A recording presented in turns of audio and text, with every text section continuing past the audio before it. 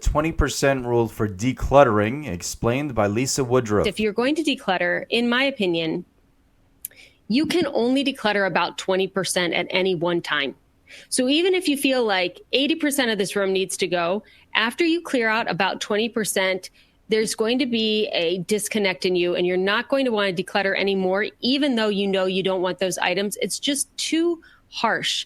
And even as a professional organizer, we could sometimes get to 40 or 50%, but we could never get to the full 80%. It's just too drastic of a change.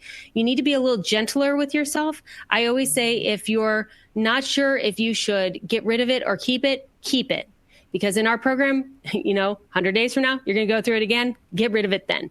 Don't get rid of something and then wish you hadn't, because then you'll stop getting rid of anything. Keep it and then wish you had, and then you'll be better set up for decluttering.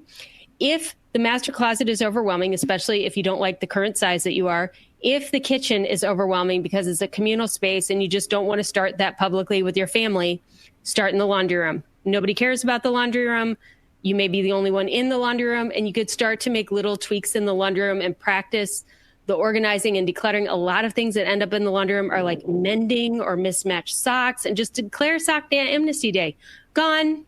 Are you really going to mend it? How long has it been there? Gone. And just start, old cleaners that don't work for you, like just start getting rid of things and no one's really going to notice. And you could start figuring out how you feel about decluttering.